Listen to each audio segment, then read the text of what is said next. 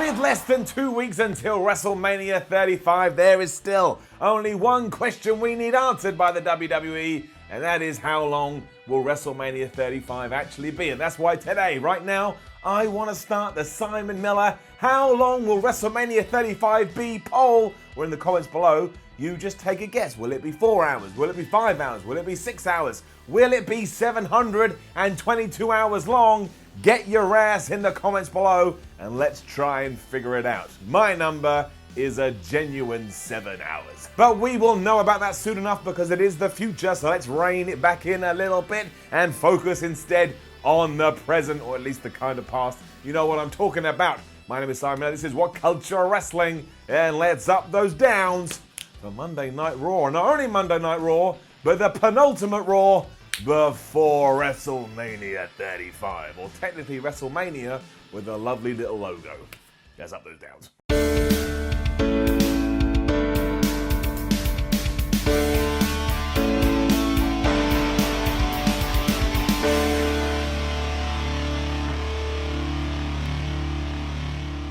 A pretty amazing start to Raw was ruined by the fact that WWE didn't even bother to explain a few tidbits to me, but that's okay. We'll get to it in a second. But yes, it was revealed that the official main event for WrestleMania 35 in but a couple of weeks is going to be the Women's Raw title match featuring Becky Lynch, Ronda Rousey and Charlotte Flair. It was the right move. You don't know where we're going to be 12 months down the line. It's the most hyped match on the card and it deserves it. And for all those reasons and more, getting it up. A down comes in the form of the Beat the Clock challenge though. Becky, Charlotte and Ronda were all going to take on members of the Riot Squad to see who could win in the fastest time. So yes, if you are a Riot Squad fan, you are more within your rights to say this was just like a big job fest for that group. The question is though, why were Becky Lynch and Charlotte Flair on Raw when they're meant to be SmackDown superstars? In the past, at least WWE has tried to justify this with Triple H or Stephanie McMahon inviting them to Monday nights, but here we're just meant to go, who cares, who gives two hoots, let's have superstars jump here, there and everywhere, and that's fine, but don't you try and convince me that I should care about red versus blue in November when you do Survivor Series WWE. I'm going to note this down in my nerd book. If we do get there in a few months' time, I'm going to be really mad. Ronda also cut a promo which cracked me up because she kept finishing what she was saying, throwing the microphone onto the floor, only to then go and get said microphone and say, oh wait, I actually had more to say. Now, I don't know if this was planned or if it was Rousey thinking on her feet after she'd made a mistake, but it was certainly different. It's a bit like that meme that's gone around. You remember the meme? It's got a guy and he's throwing papers everywhere and he says, F this shit. And then in the screen below, he's like, oh no, I need these, it's only Thursday. That's what this felt like to me. Anyway, Rousey said this match is going to headline WrestleMania because of her, and there is a lot of truth to that. She's a bona fide celebrity, she brought a lot of publicity to the company, and now they can look at it and go, we can put her in the main event. It makes a lot of sense. Becky Lynch came out, she said the same thing. Charlotte Flair came out and she said the same thing too. And then it was on to the Beat the Clock challenge. Ronda Rousey started it by beating Sarah Logan in 1 minute and 25 seconds. And even though Charlotte Flair had Ruby Riott in the figure eight around about the same time, Ruby refused to tap. And that just meant the match was off. So I guess it kind of makes sense. Why continue when you've already lost? But once more, it did make Ruby Riott look like a massive geek. Flair then booted Lynch in the face because she's an asshole, but it didn't matter because Becky still beat Liv Morgan in 1 minute 17 seconds, which means she was the winner here. And the winner of what is all I've got to ask. Was it like a matter of respect? Was it a matter of pride?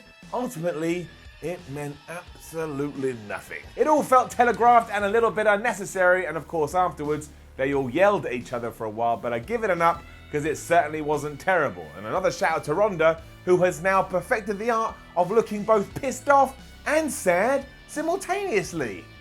It works for her character. Finn Balor then took on Bobby Lashley and Jinder Mahal, with the stipulation being, if he won, he would get an Intercontinental Championship match at WrestleMania 35. So let's back the truck up a second and make this clear. We took the belt off Finn a few weeks ago after he had not defended it once, just so we could get here and go back to where we were. You know what we do when that happens, don't you? WhatCulture Wrestling Universe. We don't just give it a down, give it a brow down. If you're wondering why it wasn't Lio Rush, he was on stage before all this saying that because of his injuries sustained at the hands of Braun Strowman, he wouldn't be able to be involved, which meant the replacement was Jinder Mahal. But really, the only reason Jinder Mahal was the replacement is so that Balor could hit him with the coup de grace and get the win. So yes, at WrestleMania 35, it is Bobby Lashley, the IC champion, taking on Finn Balor for that title. So much for that rumor that the Demon was in for some big WrestleMania spot. It doesn't look that way now, does it? This has also now fallen into the category of why have I seen this 657,214 years? And yeah, afterwards Bobby Lashley beat up Jinder Mahal and the Sings because he's not a happy and he's not a well-adjusted human being. We then cut to Elias, who was standing in Times Square and bigging up his concert at WrestleMania in a couple of weeks. He was saying it's going to be the best performance the world has ever seen before another guitar guy came up and outshined him. He didn't like that, so he flicked him away to the subway. Now, I'll be honest, this weren't great, but for ages I've been saying, please, let's stop doing backstage segments just in the backstage area and let's go out into the world, and that's what we did here. It was cool. Seeing Elias in a different place in Times Square is a good visual, so for that reason alone, give it an up, and let's do more of this. Aleister Black and Ricochet then beat the Revival in a non-title match. I'm alright with that. It keeps the NXT guys' momentum going, and it was fine all round. Give it an up. It was a bit odd that the commentators kept saying, oh well, maybe if they do get the win here, they may get a real shot at WrestleMania, despite the fact we'd just seen the exact same gimmick a few minutes ago with Finn Balor, and that one was official. But whatever. The Revival lost after Dash and Dawson had suffered a double black mass, and Ricochet gave them the 630, and you'd have to believe that in a couple of weeks, these two will officially win the Raw Tag Team Championships, or at least I hope so. If that's not the plan, what the hell are we doing? It was then time to officially set up Roman Reigns versus Drew McIntyre at the Showcase of the Immortals, and I'll be honest with you, it's been a very, very bumpy ride, and we're about to get a few more obstacles when we talk about it, but at least the balance is what WWE's been hoping for some time. Roman Reigns was cheered, Drew McIntyre was booed, and that just helps a lot, therefore, give it a no. It was basically Drew talking about everything he's done over the last few weeks, including taking out the Shield.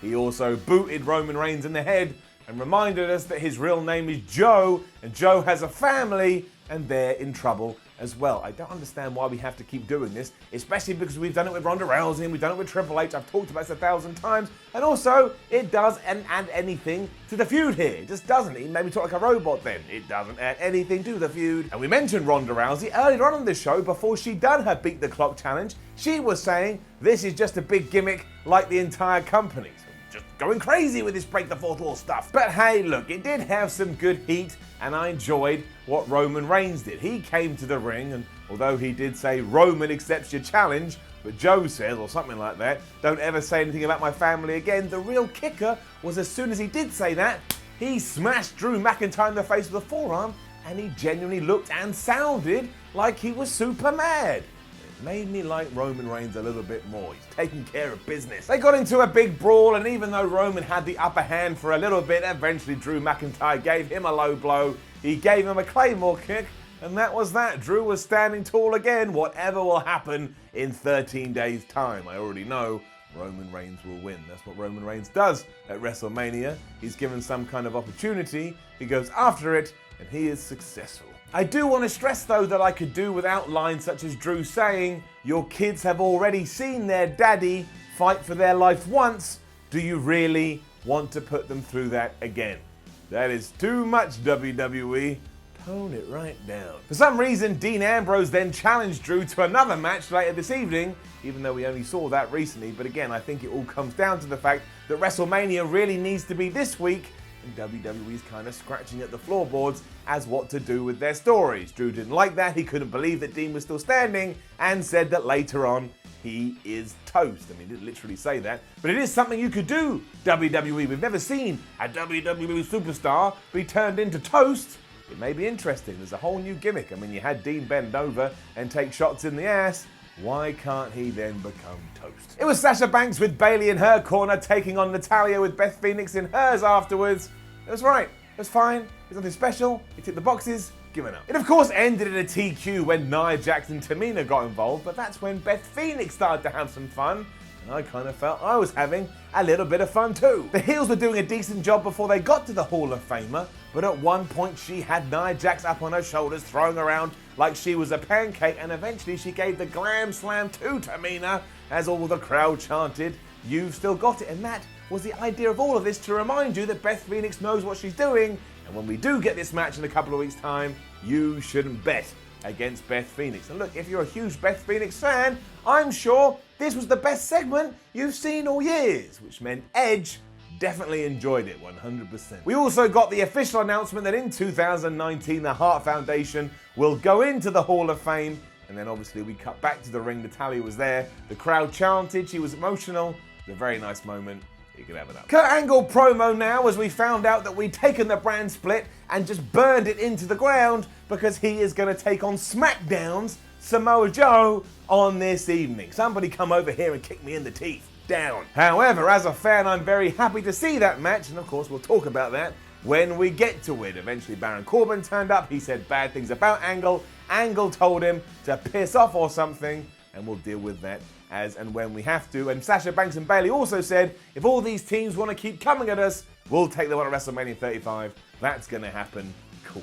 We did another moment of bliss after this, although this time it was in the ring. But given that none of these have worked so far, why do we keep going back to the well? And you'll be surprised to hear you can throw this one in with the rest of them.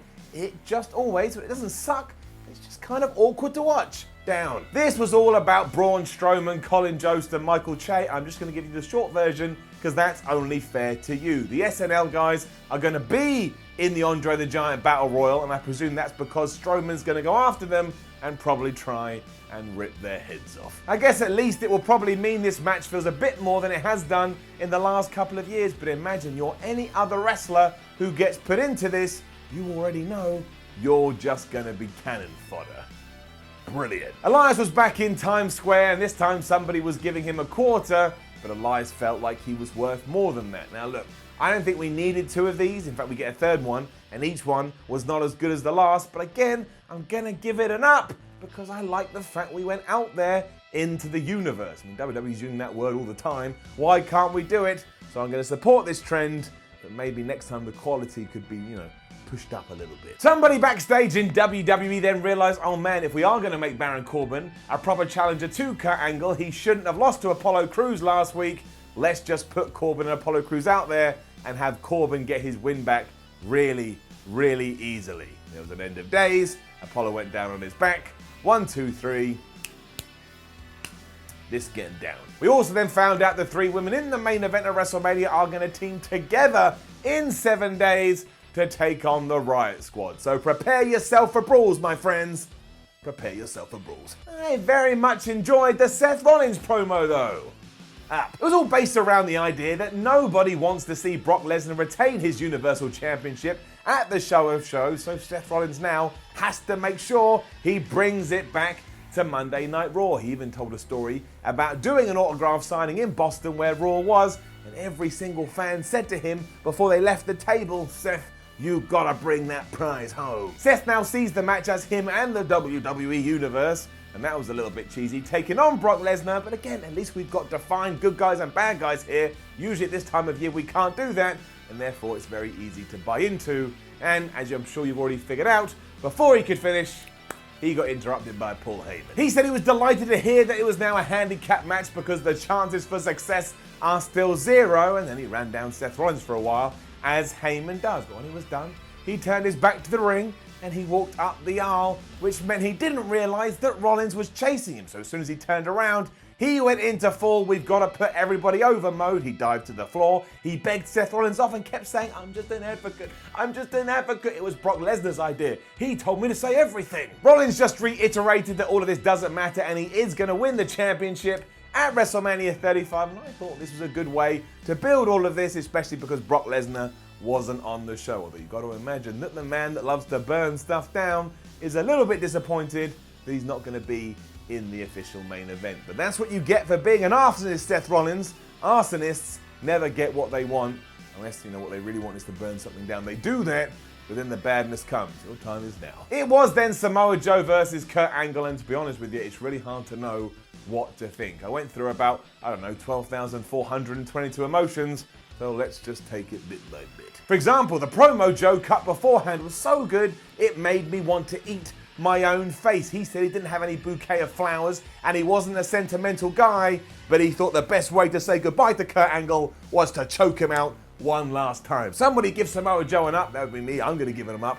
He is so flipping good. The pair even aped their first TNA meme, because back then Samoa Joe received a headbutt from Kurt Angle, but on this occasion he was the one dishing them out. So there was plenty to love here, aside from what happened at the end. The match wasn't bad, but it wasn't the best thing you'd ever seen, and Samoa Joe actually lost to Kurt Angle, despite the fact that he's the US champion, despite the fact he's going into a WrestleMania match with Rey Mysterio, and despite the fact that what happened here was kind of exactly the same thing as what happened on SmackDown a few days ago with Kofi Kingston. Samoa Joe, he had Kurt Angle all ready for the Kikita clutch, and Kurt Angle just rolled him up for the surprise 1, 2, 3. So apparently, according to me as a fan, or at least what I'm seeing, the Samoan one doesn't learn, and he falls into the same traps over and over and over again. Down. It also ties into the theme of this week's show that the brand split is just falling apart at the seams, but I want to make it clear, it's not an angry down, it's just a sad down. I don't know why we have to do this. Now look, next week Angle is facing Rey Mysterio on Raw, SmackDown, Raw, blah blah blah, so if he beats him too, I'll feel a little bit better, because at least then the playing field is even. Also, I understand it's his farewell tour. Just pick the opponents better, please. And an up for the Triple H promo, because he was clearly in a good mood this evening. He kept making jokes, he kept making insider references, and he even quoted some internet memes. And I know that made social media very happy. So again, yeah, up. He took plenty of jabs at Batista too, including saying that he was happy he had a clean mic and that no one gave him the one that Batista just spat all over a couple of weeks ago. And he did do that, by the way. But he wasn't happy at the letter he'd recently received from Batista's lawyer. It stated that he had added requests for their WrestleMania matchup, one of which was that Triple H admitted that he only started Evolution to protect himself and hold on to the world title. The game just scoffed at that, and he was like, welcome to reality, Dave. How did you not work out that 13 years ago? Because to be fair to Triple H, it's true, Batista, that was really obvious. That's essentially what all heel stables are. You create them so you can control the world around you. It did make you look a little bit dumb. Trips also claimed that Big Dave wanted to push the match back because he had to film the new Guardians of the Galaxy, but all that really mattered was the final stipulation, and that was Batista will only sign up for the April the 7th show if Triple H puts his career on the line. Of course, Hunter agreed, and that's now what we've got. It's no holds barred, and if he loses, Triple H has to retire. Triple H agreed to that because he did that classic thing of, if I can't beat you, I don't deserve to be in this ring. But it kind of sucked, man, because it was obvious that Batista was going to lose anyway, because Triple H always wins at Mania, but now it's doubly sure. I don't believe Batista is going to be the guy to end Triple H's career. Now, I may be wrong, but it made the result a little bit too obvious to me. Otherwise, though, pretty good segment. We had the last Elias bit too, where somebody stole all the money he'd earned, as well as his guitar case, but Elias didn't realize because he was just strumming away. It only went on for about 2 minutes, and I don't see why we couldn't have cut this and put it to the main event, especially because the main event felt really rushed. That was Drew McIntyre versus Dean Ambrose. It was a last man standing match, and while it made no sense why it happened, it absolutely kicked some ass. Give it a damn up. It seemed to achieve the exact same goal as last time, which I can only presume is to write Dean Ambrose off TV. However, there's another side to this, and that's that WWE should keep booking main events like this, because it makes you want to stay around till the end of Raw. Again, this was really good. They just went crazy on each other. There was kendo sticks, tables, and plenty of outside the ring action, and it did the job of reminding you, don't take Drew McIntyre lightly. He's the Scottish psychopath, and if he wants to beat you, he will, and he won't even break a sweat. He won because of course he did, after he'd slammed Ambrose through a table and given him the Claymore kick, and as we've already said, this is probably, at least I think it is, who knows for sure, the end of Dean Ambrose on WWE TV. And if I am right, a salute for Dean. Thanks for the memories, my friend. You'll always be a hero for me, and I'm excited to see what you're going to do outside of WWE's walls. Unless, of course, you sign another contract and come back, and then, man, I'll just shrug my shoulder and get on with it. It's mostly what I do. The entire Raw, however, did feel like we're very close to the biggest pay-per-view of the year, but we kind of have to find a way to eke everything out for another week, but that was fine. It was enjoyable enough. even though I'm sure there will be some criticisms. But that's what it's all about, and that's why we give the good bits an up, and we give the bad bits a down. Now, don't forget to leave a comment below and let us know what you thought about last night Raw and what you think about WrestleMania. Like, share, and subscribe. Head on to WhatCulture.com, read yourself some articles. Follow WhatCulture on Twitter, WhatCulture WWE. Watch more videos here on WhatCulture Wrestling. And go to WhatCulture.com/tickets and get yours now to see the WhatCulture team in New York on April the 8th at Stand Up NY. Only a few remain, and we want to see your smiling faces. My name is Simon Miller. This was WhatCulture Wrestling and Ups and Downs, and make sure you come back in 24 hours time or whenever works for you to see me up those smacker downs. I have a feeling we may even see the Mean Street Posse. Just a gut feeling. I think they're in Connecticut or around that area, and if WWE doesn't do that, I am gonna have to shave my head. I will see you then.